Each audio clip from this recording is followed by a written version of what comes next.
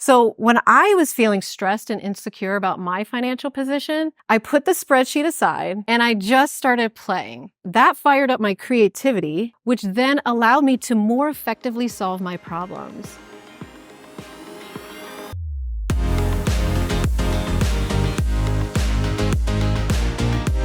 I am so excited to be here, my first CampFI.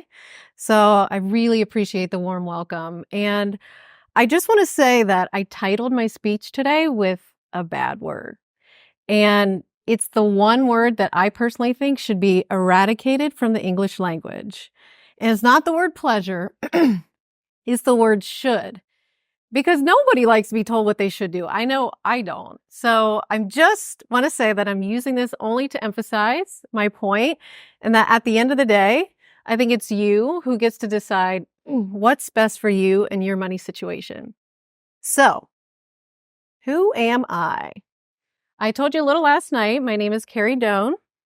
I am a mindset/confidence coach.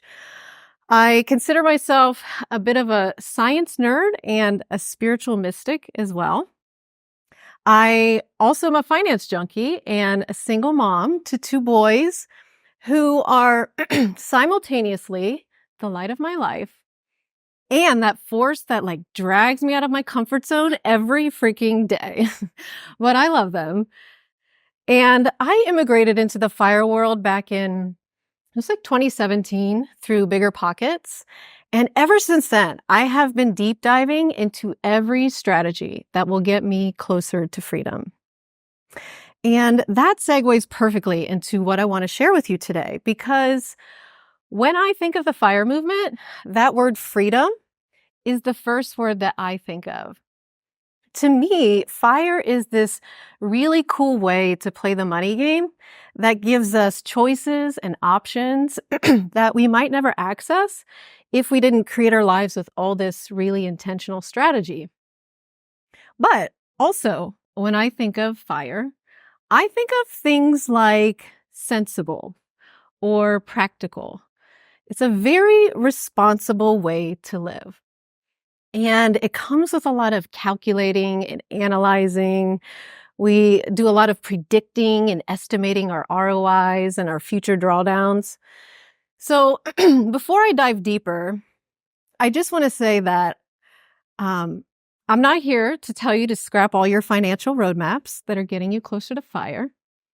But I am here to say that I felt that there's this piece that has been missing from the way that we've curated our portfolio with all these numbers. And the thing is, though, it's not sensible and it's not practical, and it doesn't line up with this logical, reason-centered part of our brain. And some people might call it excessive or even a little provocative. It's the practice of prioritizing pleasure into our portfolios. And yes, I said pleasure. So I want to know, what is the first thing that you think of when I say that word? Anybody? Sex. Yeah, there we go.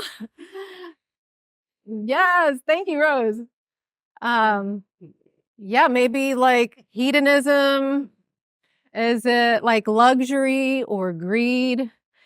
If I pair that word with finance, what do you think of? Yeah, impulsive spending, high credit card debt, or those god-awful interest rates that go along with it. Maybe you're wondering well, okay, how does that line up with the frugal people and the millionaire next door, right? Those are the folks who created their wealth by buying their wardrobes in thrift stores and getting there in their used sedans. Isn't FIRE all about frugality and restricting and analyzing? And I would say yes, but there's more. I think there's so much more. I believe that in addition to stocks and bonds and real estate, we need to diversify our portfolios with a space for pleasure. And when I say pleasure, I am talking about these investments that pay sort of invisible dividends on our well-being. These could be investments like pedicures, massages, fancy dinners, concerts, maybe even an upgraded car, right? But if you're wired like me, it might make you feel a little uncomfortable to think that there could be a pleasure spot in your portfolio, especially if you're inclined to delaying gratification. So again, I want to preface my pitch by saying, like, we're not throwing the baby out with the bathwater. I'm not telling you, like, go out and get a Ferrari and start racking up debt. And I'm also not saying, like, go sell all your real estate, stop maxing out your IRAs, and just go get a mansion. But again, like, in all of my time in the FIRE world, I have sensed that this piece that is missing is something that could light us all on fire in this bigger, more blissful, and maybe even ecstatic way. And in my humble opinion, I think it's one of the most responsible things we can do if we want to access this broader experience of freedom that I anticipate we all would like to have in our lives. So, to illustrate this, I would like to share a little story with you. I grew up in a very frugal household, and I remember my dad teaching me the importance of saving at a super young age. And because I wanted to be a good girl and please my dad, I latched on quickly. And so I started hoarding my money, like dollar by dollar, year after year, until, look at how happy she is, until I had saved up several $1,000s as a teen. And my wise father then instructed me that it was time to open up a Roth IRA at the age of 17. And props to Dad, because he gave me that gift of literacy that I know is something we all so deeply value. And so I was doing this sensible thing, right? And it was paying off for me. Like, I utilized my frugality to the extreme. I was calculating every penny, cutting every corner and coupon, hacking every travel experience. I mean, if there was anything I was a rock star at, it was delaying gratification. And I restricted a lot because I wanted to save, I wanted to be responsible, and quite frankly, I wanted to control. But again, like, those savings continued to pay off for me. So after getting married in my early 20s and having my first kid, my husband at the time was able to start his own coffee roasting business off of those savings and has now turned it into this thriving company with 3 shops and a 40,000 square foot facility. Then in 2018, I channeled more of those savings to my first rental property and to a second turnkey property in 2019. And that's when I started collecting all of the dreamy passive income. And then in early 2020, I was able to launch my coaching business off of all this time and money freedom that we were experiencing. And it was liberating because we were making headway as entrepreneurs in all these logically sound and correctly pragmatic ways. And then later on that year in 2020, I got divorced. This empire that we were jointly constructing together was literally crumbling before my very eyes. And all of a sudden, I was met with a very uncertain and unpredictable future.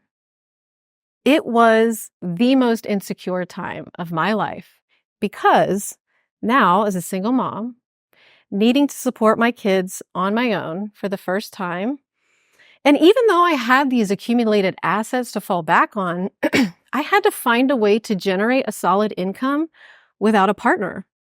And that was something that was entirely new for me because I was making this exit out of being a stay-at-home mom. And that's how family was modeled to me, right? Is like, wife takes care of the home, dad gets the cash, and it's super traditional. But looking back now, I can see how financially disempowered I was in that role.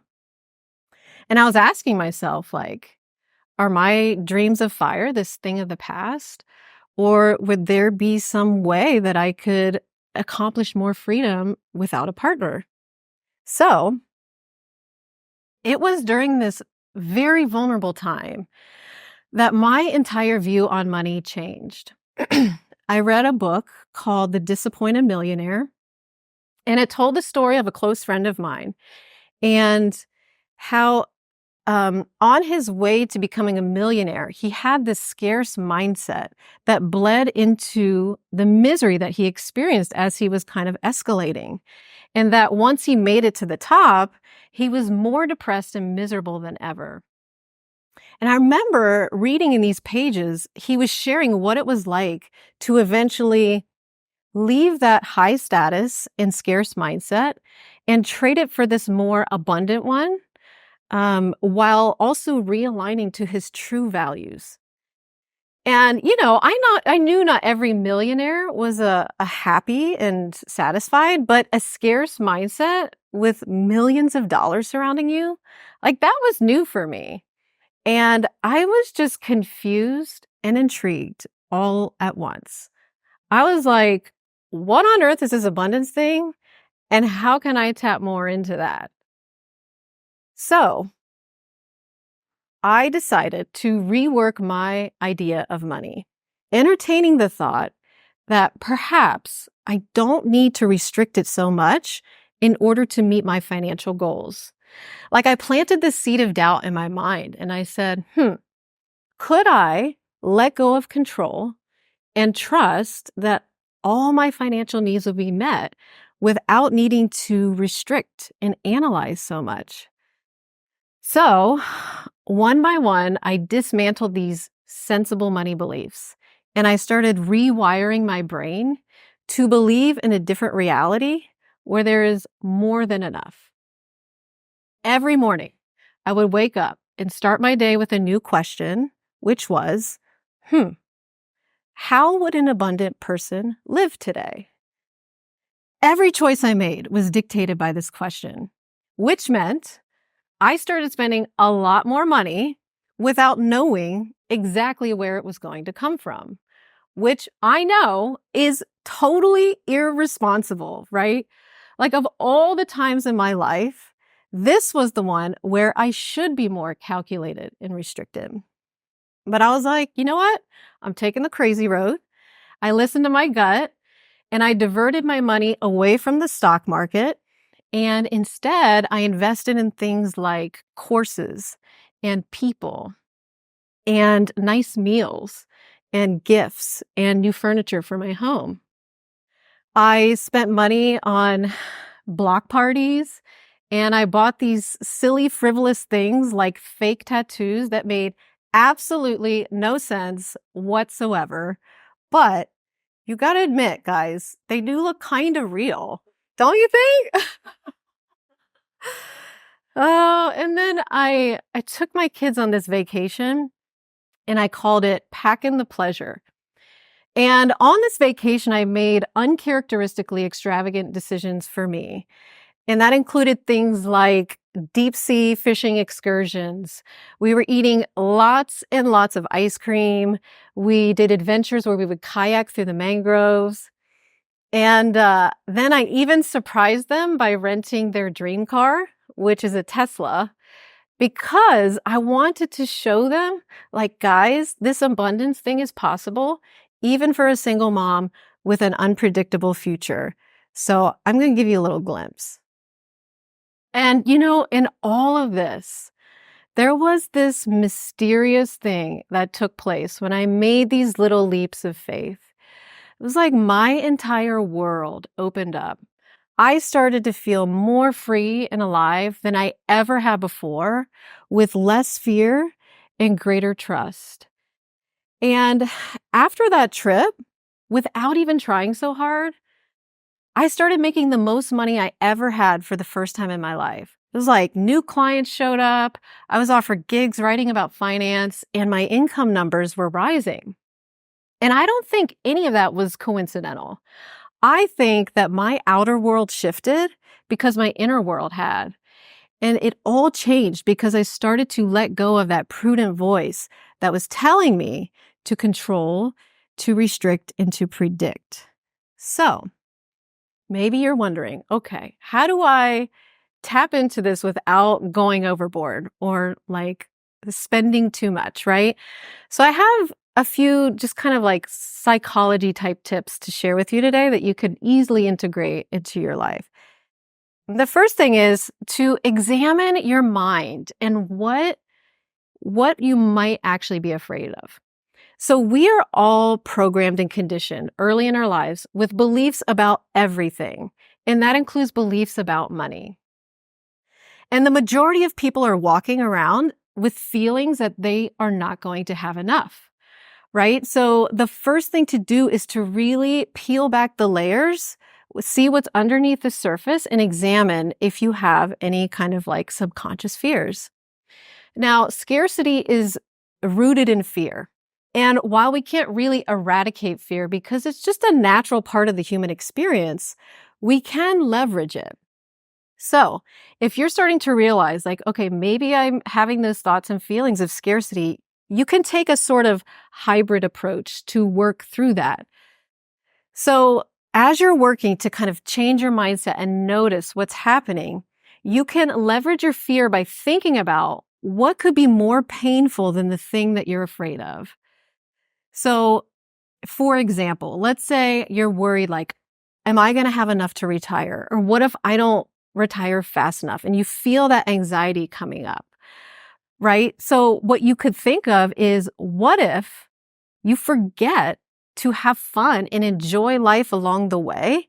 You get to that number and then you don't have a clue on even how to spend the wealth that you've now created. Like, this actually happens a lot among people who retire, and they struggle to shift gears, oftentimes regretting not having had those experiences with their loved ones.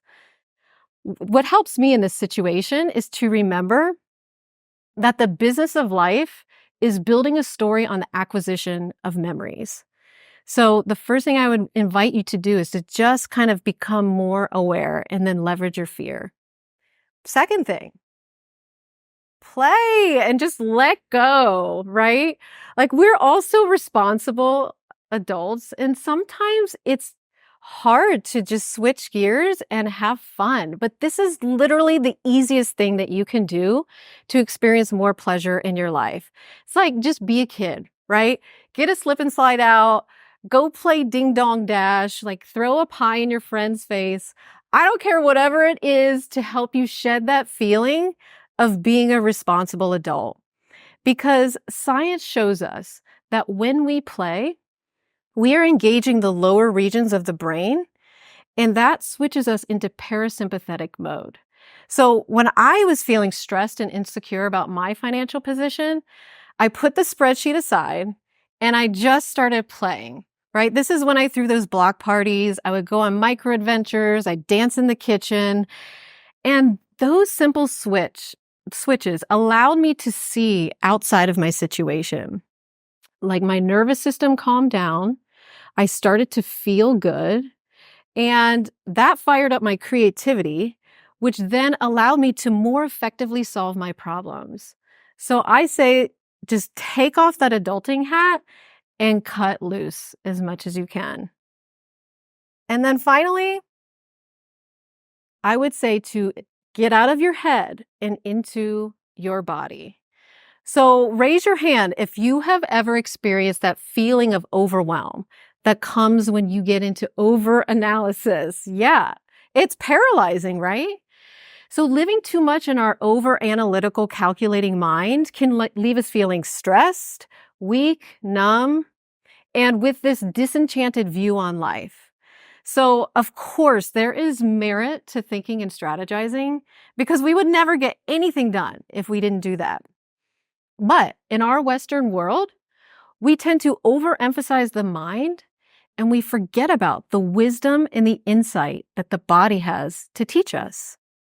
So, as you think about your financial goals, I would invite you to slow down and welcome stillness into your mind. And then you tune into your breath as you're doing that. And as you breathe, you invite feeling and awareness into your body. And then you feel that connection, right? Because honestly, all we ever really want is to feel connected. To feel connected means to experience pleasure. Pleasure means to feel alive. And feeling alive creates more pleasure. So the two dance off of each other in this upward spiral. And when you rest, or when I'm resting here in my body, it's like fears, worries, and doubts, they melt away and presence returns. And I believe that being fully present to every moment is where the true wealth lies that we're all seeking, right? So I just invite you to imagine, like, what does your body have to say about your finances, about your net worth, or about your values and your decisions? So I just want to offer you, I have a free guide. If you're interested, it's my money playbook. And this is just another tool that you can use to kind of further examine any thoughts and feelings that you have around money to help you process through that and rewrite that narrative. So if you want that, you can text Money Mindset to the number on the screen. You can come find me on my podcast or Instagram. I would love to connect with any of you and continue the conversation. So I just want to leave you with a thought. This shift in mind and body that I experienced, it allowed me to see that there exists an entirely different economy where there is more than enough for everyone. It's where people believe that who they are is enough, and then they spend their money in ways that validate that belief. To me, prioritizing pleasure is all about moving from self-denial to self-love. And now I'm starting to think about net worth in this like totally new way. It's a way that says, well, maybe these numbers are kind of important, right? But that the way we feel might be a better litmus test of the independence and the freedom that we're also fired up about, right? And also recognizing that sometimes the least sensible thing to do might be the one that pays the highest dividends.